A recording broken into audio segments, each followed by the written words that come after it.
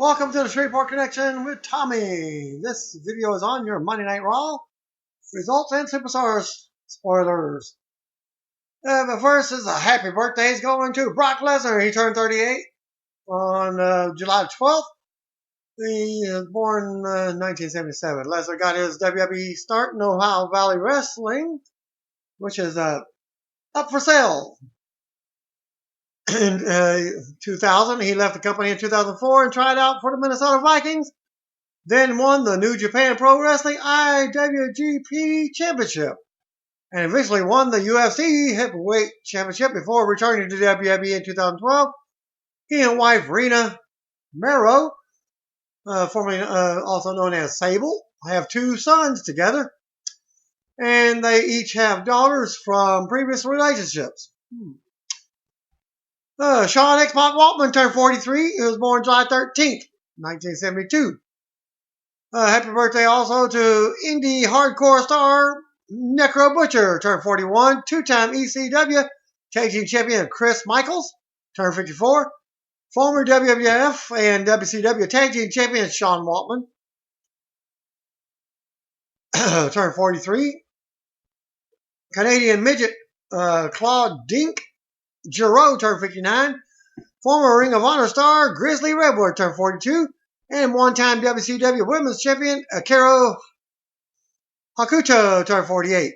Also would have been the birthday of one-time CZW Tag Team Champion Chris Cash, would have been 32. And former NWA regular Tony Bourne would have been 89. Unconfirmed if he's dead or what. 89. July 14th birthdays. Bully Ray turned 44. Former NWA and WCW World Champion Jeff Jarrett turned 48. Well, by the way, he's also currently, until they do the TV taping for GFW, King of the Mountain champion. And former ECW and WWE announcer Joey Styles turned 44. You know, the guy said, "Oh my God!" Shane Hurricane Helm turned 41 on Sunday. He was born July 12, 1974. Helm is currently working as an agent for TNA, in addition to working and promoting for the Omega events with the Hardys.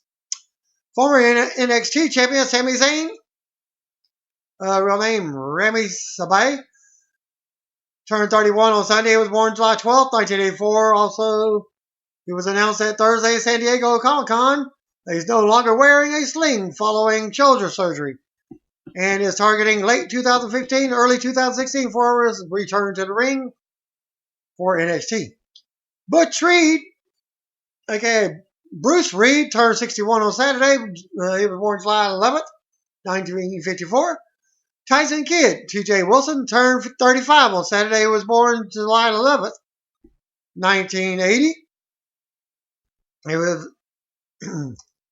And they advertised the dark match main event from Raw as John Cena, Dean Ambrose, and Roman Reigns versus Seth Rollins, Big Show, and Rusev in tag team action. And by the way, my dad's birthday would have been July 10th. He would have been like 72, 73. I think 73.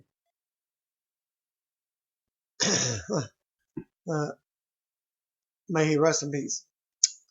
HBO renewed the TV series Ballers for the second season, and that's the one that Dwayne "The Rock" Johnson is currently airing on HBO. You can read more at SpoilerTV.com. And the series airs on Sundays at 9 p.m. Central Time on HBO. Thanks to Darius McCliskey for sending that news in. Global Force Wrestling results from Appleton, Wisconsin report. From ProWrestling.net reader David. Match number 1, Colt Cabana defeated Aria Daivari in 9 minute and 7 second match. Lots of comedy during this match. The crowd loved Colt. Joey Avalon defeated Jay Bradley and Matt Cage in a triple threat match in 6 minute and 15 second match. Joey is a local guy, so he got some Joey chants from the crowd. After the match, Eric Young hit the ring and gave Avalon a pile driver. The crowd was a bit torn as they gave EY chants. but then booed him after he started speaking. He spoke negatively about Wisconsin, Global Force Wrestling, and Jeff Jarrett. Young said he wanted the King of the Mountain title. Let Jarrett won at Slammiversary because it belongs in TNA, and he is a major star for TNA. Jarrett, who came out to the loudest reaction of the night, said that was the working relationship between TNA and GFW. He invited Young to wrestle tonight, and because Young declined a match, Young needed to leave. Jarrett thanked everyone for being passionate about Global Force and coming to the ballpark tonight. Young then attacked Jarrett and ended up leaving with the belt. It was a good segment. The crowd booed TNA being mentioned loudly and seemed legitimately down on TNA, but not necessarily Young. The fact is that the King of the Mountain title is a bit ridiculous, though. Then a video of Young is already on Global Force Twitter account. Match number 3, Santana Garrett, a.k.a. TNA Brittany, defeated Melanie Cruz in a 7-minute and 34 action. 7-minute 34 second action for women. Pretty dang good, huh? PJ Black, formerly known as Justin Gabriel, defeated Sanjay Dutt in an 8-minute and 23 second match. 20-minute intermission with some of the talent signing autographs. Just like a TNA show, live event show, and then taking pictures on the concourse. Match number 5, Magnus defeated Tommaso Ciampa in 11 minutes and 43 seconds. Hacksaw Jim Duggan was introduced and received a standing ovation and some thank you Duggan chants. He got everyone to give multiple hoes and USA chants as he spoke about his love for America and how grateful he is for his long career. Ariel DeVere came out and spoke badly about Duggan and America. Duggan ended up clotheslining DeVere out of the ring. And match number 6, Doc Gallows and Carl Anderson, such as the Bullet Club, defeated 014K in a 10-minute 13-second match. It was a good tag match. People loved the Bullet Club, and a lot of people with their shirts in the crowd. Duggan and Jarrett came out to congratulate the Bullet Club. I'm having a Seth Rollins moment there. If you didn't see Raw, yeah, he botched some one of his speeches. The two of them took pictures in the ring for $20 afterwards and had a long time and signed a lot of autographs. So he's bringing the meet and greet type of things after an event, during events and what have you, during their shows. Hornswoggle was in attendance. He got his start in the area years ago, and he is from Oshkosh. The attendance was on par for the first few GFW shows, but it was a lively crowd all night. The show had a good vibe to it, and with the crowd and good weather for an outside event. They used 4-sided ring that apparently was supplied by Wisconsin Pro Wrestling that runs in the area. There was no explanation for where the 6-sided ring went. Jarrett may not be using the 6-sided ring.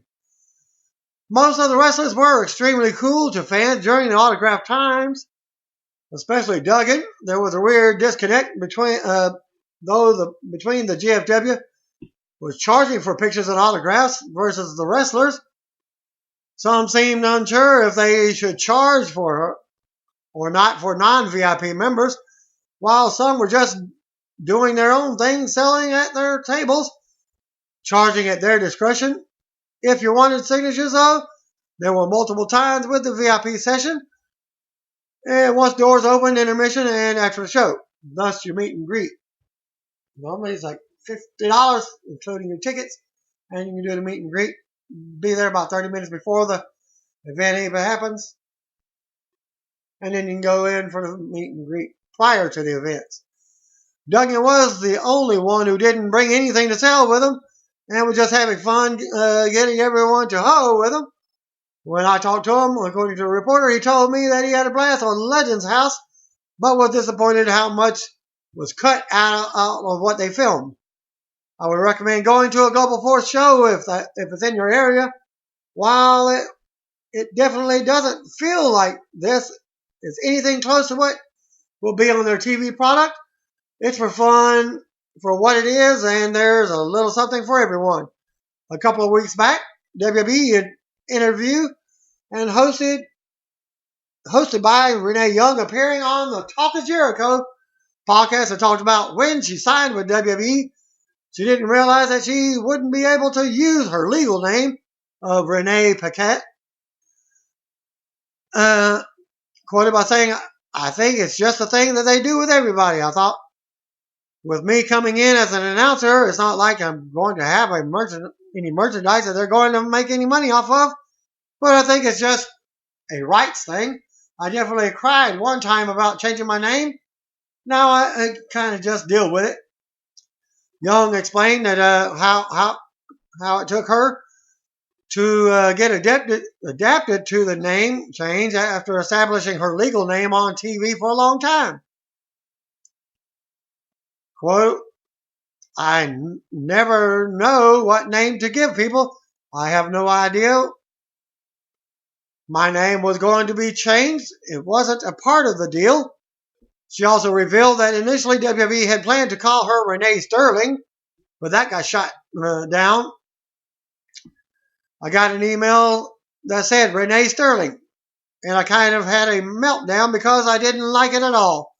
It sounded like some weird secretary, or sexy secretary. I gave them a bunch of different names to choose from, and luckily they weren't lenient, and I landed on Young, after Neil Young," unquote. And you can listen to the installment on from Talkers Jericho and many others at his podcast1.com/talk is Jericho. WWE plans to call up NXT divas Sasha Banks and Charlotte to the main roster to inject them into the ongoing storyline with Paige and the Bella Twins. Thus, that you've seen on Raw, while the two were rumored to appear at last Monday's Raw, and even in this, they were advertised in the arena, and plans always change. So, yeah, even according to Dave Meltzer. Meltzer also mentioned that the recent installment of Wrestling Observer Radio, the WWE recently gave the NXT staff a memo on who they will not be using on the upcoming storylines of both Sasha Banks and Charlotte were listed on that list, and this is a strong indication to support the rumors of their main roster push debuting. Several readers on social media have sent word that the red Cadillac that Brock Lesnar destroyed on last Monday's episode of Raw was spotted during being unloaded at the site on today's Raw in Atlanta, an indication that it will once again be used as a prop on the show. And I'll show the picture either there or at the end of the video. Again, Jeff Jarrett's Global Force Wrestling has announced 4 divisions going into July 24th, TV tapings in Las Vegas. They issued the following as Global Force Wrestling unveils the name of the show and divisions. From Nashville, Global Force Wrestling TV tapings on July 24th at the Orleans Arena in Las Vegas will carry the name of Amped. Amped will be the show that unites promotions and showcases the very best men and women professional wrestlers on the planet, GFW founder and CEO Jeff Jarrett said. GFW also is excited to announce 4 unique divisions. And here they are: GFW Global Championship, GFW Tag Team Championship, GFW Women's Championship, and GFW Next Generation Championship. These titles will be up for grabs in 4 separate tournaments that kick off on July 24th at the Orleans Arena.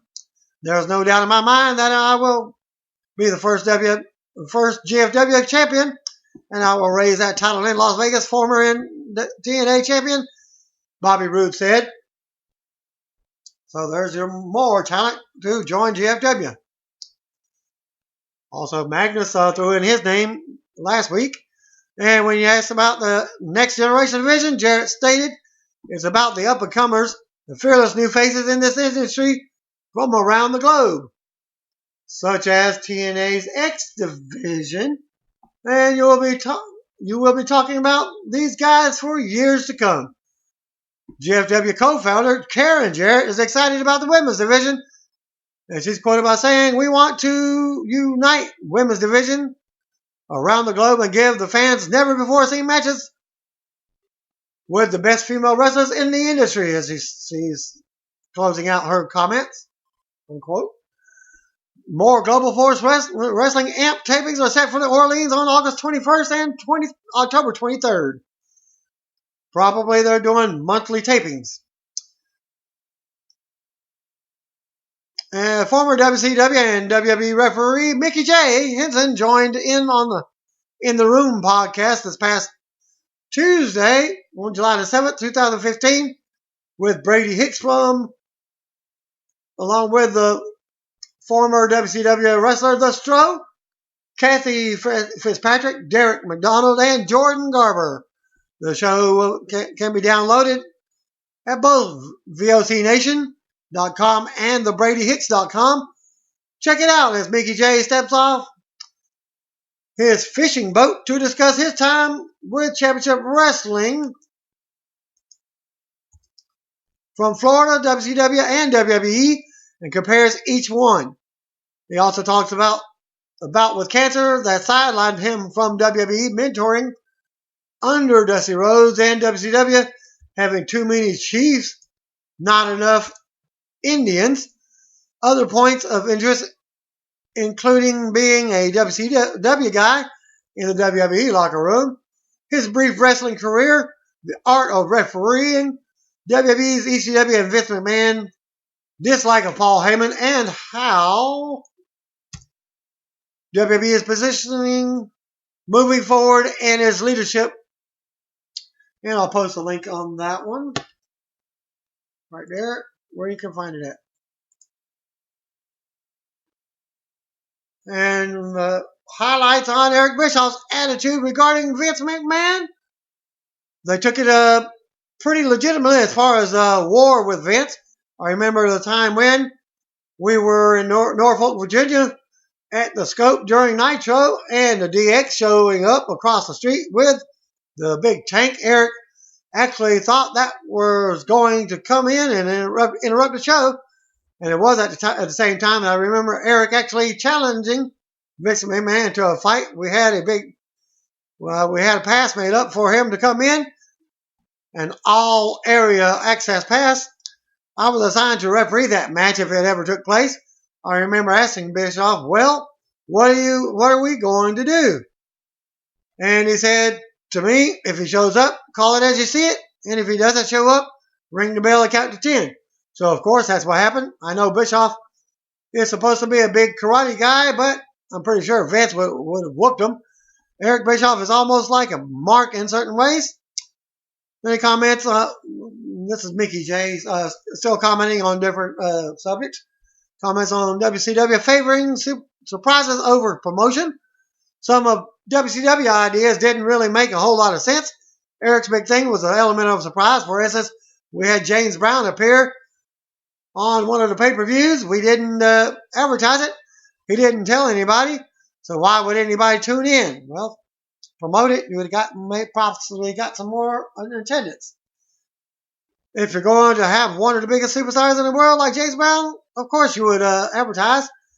It just didn't make any sense to me, and it still doesn't. The object of the whole thing was to gain viewership and to make your ratings go up by announcing James Brown or whoever you're going to have on your show. Surely would have couldn't hurt. Then he comments on comparing Vince McMahon and Dusty Rhodes as bookers. Vince does things the way he wants them to go, and they go his way. If they don't, you're not there. Dusty would call you on something. If you didn't do it right, he would let you know. He had such a way of letting you know that you'd remember it. It wasn't like he'd bring you into the office and curse you out. He would just bring you in, sit you down, and explain what you did wrong and why. If you ever do it again, you won't be here again to do it wrong. In the Room airs live weekly Tuesday nights at 9 p.m. Eastern Time on the VOC Nation radio network or VOCNation.com, thebradyhicks.com. Join Brady Hicks, Pro Wrestling Illustrated contributing writer, as well as the show, WCW's Maestro, Kathy Fitz, Derek McDonald, and Jordan Garber as they run down all what's going on in wrestling and sit down with some of wrestling's top stars. John Cena's new movie called Trainwreck coming to theaters, and here's a trailer link for that. Hulk Hogan and Bray Wyatt are now available for the Immortals mobile game. WWE officials were said to be absolutely thrilled with how the NXT Divas segment came off on this week's Raw from Atlanta, according to PW Insider. There was a feeling that the WWE's Divas division turned a corner with the angle. Originally wanted to do the program closer to SummerSlam in August, but being that the U.S. women's national soccer team winning last week and all the attention that they have received led to WWE pushing the plans up this week. In a related note, WWE Hall of Famer Ric Flair was seen at Raw backstage. If you didn't know, that Charlotte's dad.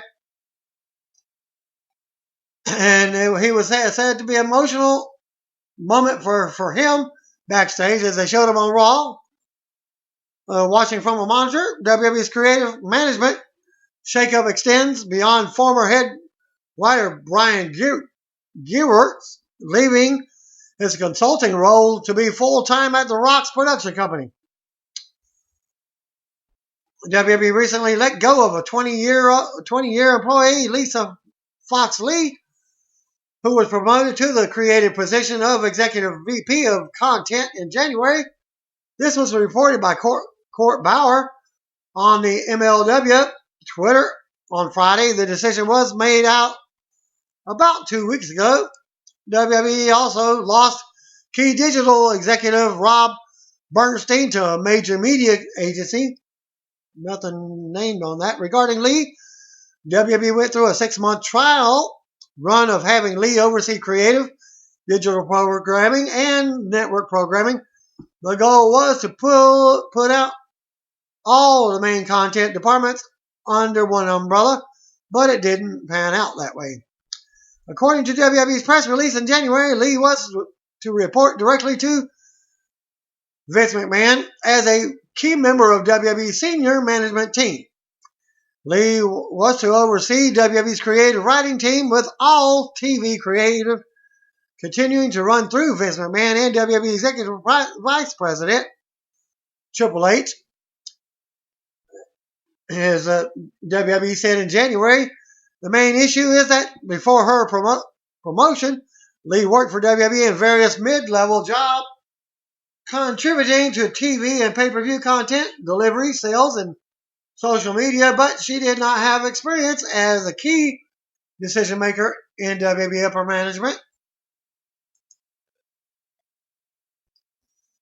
Promoting Lee to a high-ranking executive position was viewed internally as a rash decision. Trying to put all of WWE's content under one person, and WWE employees viewed Lee as the wrong person for the role if such a role was to be created. The decision was made to fire Lee instead of demote her back to her previous position. It appears that sitting in on meetings with McMahon, who Lee was suddenly reporting to, led to her demise since she was no longer protected in a mid-management role. After cutting Lee, WWE shifted back to individual content departments reporting to various executives, removing the one umbrella for all content approach just 6 months after the new setup. Regarding Bernstein, this is viewed as a key loss for WWE's digital media business. Bernstein worked for WWE from 2006 to the beginning of this month. According to his LinkedIn profile, Bernstein was VP of Digital Media from 2006 until January of this year. He was then promoted to Senior Vice President of Digital Content in February, but he was still reporting to the inexperienced Lee despite his promotion. Bernstein was instrumental in turning WWE's YouTube channel in a moneymaker, and he launched the new video game YouTube channel offshoot, the one that's I think is with Kofi Kingston. He oversees the WWE app and helped grow the company's website. Also, Bernstein noted in his LinkedIn profile, created and executed on 7-figure digital campaigns for key clients, including Microsoft, General Mills, Domino's, and Pepsi. Bernstein decided to leave WWE and take an executive job with IPG Media Brands, which is a big media agency that says it manages and invests $37 billion in global media on the behalf of our clients. Cincinnati Red slugger Todd Frazier, who won the Home Run Derby, celebrated his title belt where WWE sent to Major League Baseball and presented to whoever won the title, and give the picture here or at the end of the video. Hall of Famer Jake the Snake Roberts and Chili were also backstage at Raw in Atlanta, and they take some of the segments for WWE Network's Swerve show.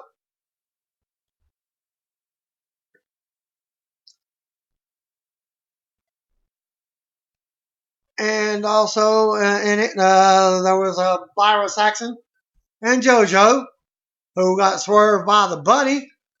As Paige got some action, a revenge on the elephant, with an attempted spear on the outfit, which is a blow-up type of elephant, adult-size figure. As WWE has announced that King Barrett will face R-Truth on the WWE Battleground kickoff pre-show this Sunday in the Battle for the Crown. Want to see Triple H versus Roman Reigns? Check out their cards and a race at this link.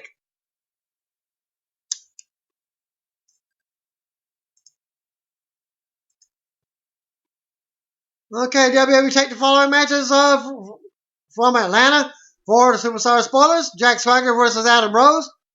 Zack Ryder and the Lucha Dragons versus Ascension and Bo Dallas. Daniel Hill, Matt H., Jasper Mahal, and Brian Oglesby, the attended Raw from Atlanta, sent the following combined report on WWE Superstars taping. Well, only 2 matches. Jack Swagger defeated Adam Rose with the Patriot Lock. And Lucha Dragons and Zack Ryder defeated the Ascension and Bo Dallas.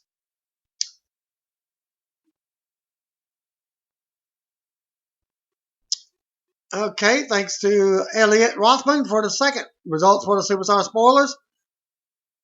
From Elliot Rothman, Jack Swagger defeated Adam Rose by submission with the ankle lock, Patriot Lock. The crowd was very into Swagger. Lucha Dragons with Kalisto Sakara and Zack Ryder defeated the Ascension, who was Connor and Victor, along with Bo Dallas in 6-man action. Huge pop for the faces on the tag match. A Let's Go Ryder chant with woo woo woo broke out. Very hot crowd tonight, much louder than last week's Raw, than the last Raw in Atlanta. And Raw opens up with a video package on Seth Rollins and Brock Lesnar. Live from Atlanta, Georgia, with Michael Coleslaw, Byron Saxon, and JBL on commentary. We'll see what's left of the destroyed Cadillac. CTS sitting at the stage. Music hits, out come Brock Lesnar with Paul Heyman as the fans pop and some pyro goes off as he's getting in the ring. Not much of a pyro, just pop, pop. That's it.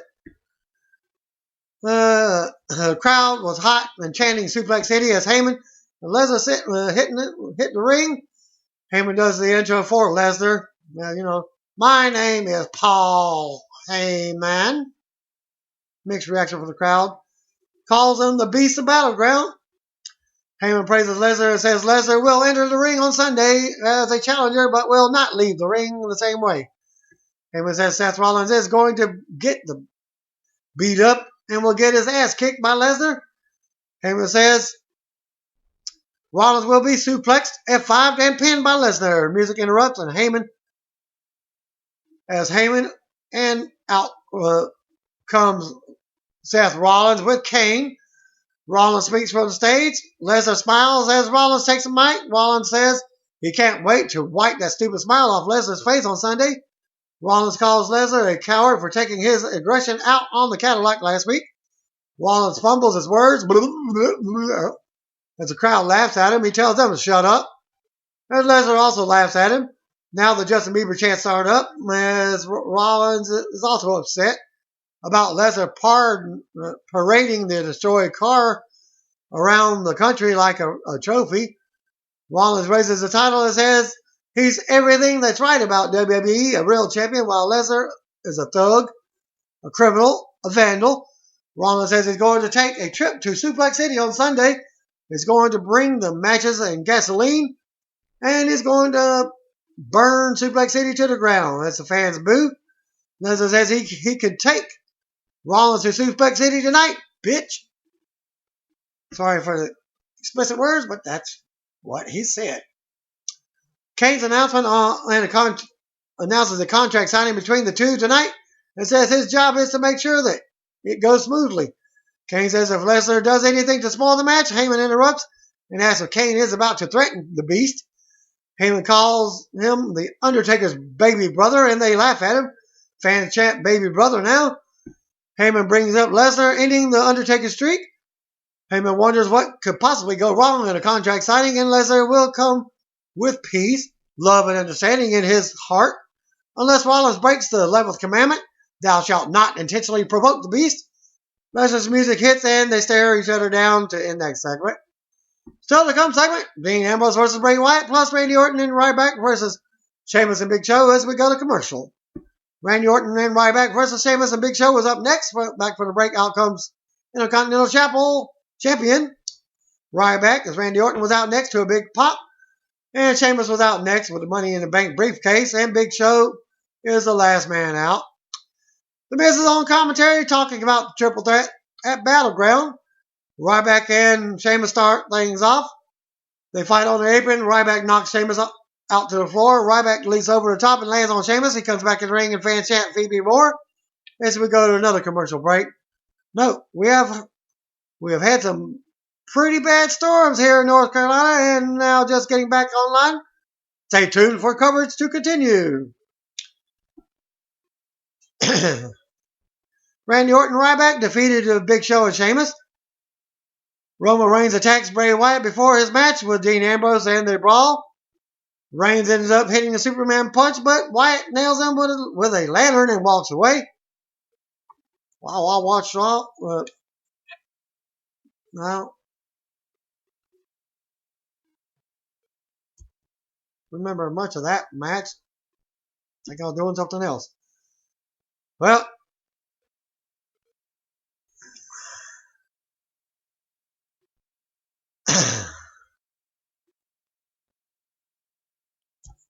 okay. Well, Roman. Of course, Randy Orton and Ryback defeated Big Show and Sheamus. Roman attacked Bray Wyatt before his match with Dean Ambrose and they brawl. Reigns ends up hitting a Superman punch, but Wyatt nailed him with his lantern and walked away. Okay, I caught back up to it. All of a sudden, my screen started moving around. The Bella Twins and Alicia Fox come out for Nikki Bella's State of the Divas Division speech. Stephanie McMahon interrupted and said the legacy of the division lies with her.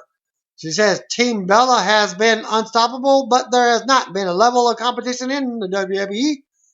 There are women making a mark in women's soccer, MMA, and tennis. It is the time to make a change in the Divas division. She brings out Paige, then Becky Lynch, and Charlotte. Naomi and Tamina Snuka came out next, and they have unfinished business with the Bellas and Paige. Stephanie then introduces the NXT Women's Champion Sasha Banks. This leads to Sasha pulling Nikki down, and a fight breaks out. Charlotte then drop kicks Brie and Flair chops Nikki. The segment ends with Charlotte putting a figure four on Alicia. Becky puts an armbar on Brie, and Sasha hits a bank statement on Nikki. It's Sasha, Tamina, and Naomi facing off with Paige, Becky, and Charlotte to end the segment. Mark Henry, Titus O'Neil, and Darren Young defeated the New Day. All 3 members. R-Truth defeated King Barrett. John Cena came to the ring and waits the United States U.S. Open United States title open challenge. But Rusev came out with Lana. Rusev cut a promo until Kevin Owens came out. This leads to Cesaro coming out. And a fight breaks out. Cena is left standing in the ring, and we get a triple threat match with Cena on commentary. We go with a commercial with Owens walking backstage and saying he's had enough. He will see Cena on Sunday. We come back, and Owens has not returned. Rusev ends up getting the win to become the number 1 contender, and we will get his title next, his shot next. Cena hits the ring, and as we go to commercial, Rusev versus Cena. Back from the break, we get formal ring introductions from Lillian Garcia. Rusev is still recovering from the last match, but is on his feet. Cena struck first and took Rusev down with a headlock. They ended up trading submission as Rusev got the accolade locked in until Kevin Owens ran down and attacked him for the disqualification. After the match, Owens dropped Rusev and hit the pop-up power bomb on Cena. Owens yells how he told Cena nobody would take the title but him. Backstage segment with Kane and Seth Rollins. Rollins was worried about Kane's plan working out tonight. Rollins walks off as we go to commercial. Back from the break, and we get tough enough competitors on stage. Coach Lita's music hits, and out she comes to a big pop. She makes her way to the ring while the cast watches from the stage. Lita is here to officially introduce the Tough Enough cast, as she points them all out by name as the Tough Enough theme plays. ZZ got the biggest pop, followed by Patrick and then Georgia. Then the announcers talk Reigns versus Wyatt. Stardust is backstage with a promo that pays homage to his dad, the late Dusty Rhodes. Stardust cuts a promo on Neville as we go to commercial. So we get Stardust versus Neville. Neville was out first, followed by Stardust. Coleshaw acknowledged that this is the first appearance since the passing of Dusty. As fans chanted for Cody to start. But we get Stardust. Neville tries to shake his hand, but Stardust hits him and goes to work. Stardust keeps control and hissed at the fans. He runs into an elbow and a kick from the apron. Neville goes up top for the red arrow, but climbs back down, and Stardust gets up. He springboards in, and Stardust catches him and nails him with a slam. Fans chant for Cody again as he keeps Neville down. Stardust keeps control, but Neville fought back. Stardust foils another red arrow attempt as Neville rolled him up for a 2 count out of nowhere. Then Neville with another pin attempt, more back and forth action on the mat until Stardust gets the win with a roll up for himself. Then we see Brock Lesnar and Paul Heyman walking backstage before a commercial break. Back from the break, and the ring is set up for the contract signing. Kane comes out with the World Heavyweight Champion, Seth Rollins. Rollins says he's tired of seeing the footage of Lesnar destroying Double J Security's Cadillac. Rollins shows us video of his beatdown on Lesnar from the 3 weeks ago. Rollins says all a man has in his world is his word, and he's proud to give us his. He is not afraid of Brock Lesnar. Rollins says he will conquer the Conqueror on Sunday at Battleground. He will be the wrecking ball that demolishes Suplex City and the fire that burns it to ashes. Music hit, and out comes Brock Lesnar with Paul Heyman. They have a stare down before Lesnar takes a seat and looks at the contract for Battleground. Heyman cut a promo on how he's wanted to see someone get their hands on Rollins for a while, as well as the fans. Heyman says people are paying to see Battleground just to watch Rollins get his butt kicked. Heyman adds that the fans will get their money worth. Heyman goes on as Lesnar smirks at Rollins, who is also sitting down now.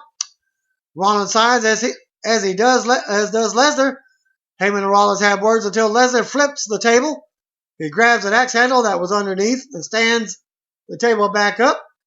Fans chant Suplex City as Rollins looks on in fear. Well, Rollins basically got up from the table, walked to ringside. So the reporter was actually wrong on this. Brock just stood there for a while, and what have you. As Rollins sat back down, as does back to the reporter from the report now, saying that Lesnar sat back down, so did Rollins, who inches his chair over. Lesnar put an axe handle on the table, which allowed Rollins to pick it up. Lesnar suddenly grabs the table and rams Rollins with it. He takes Kane out. Rollins eats a German suplex. Kane pulls Lesnar to the floor. Rollins leaps out, but Lesnar catches him. Kane makes a save, and they both stomp away on Lesnar. Rollins sends Lesnar into the ring post, nails him with the axe handle. Rollins sends Lesnar into the steel steps as Kane holds him. Kane then slams the steps onto Lesnar, and the beat down continues. Rollins tries for the pedigree on the steps, but Lesnar sends him into the barricade barrier. Lesnar leaps at Kane, but he catches him. Lesnar countered the choke slam, but drops Kane with an F5 on the floor. Rollins takes off to the crowd as Lesnar looks on from the ring. Lesnar goes back to the floor and places Kane's leg on the bottom part of the steel steps. He grabs the top part and slams this onto Kane's leg, thus the injury angle, and they had to carry him off on a stretcher. Lesnar brings the World Heavyweight title belt back into the ring and raises it high, and his music hits. Rollins looks on from the crowd as we go to replays. Lesnar and Heyman cut a promo on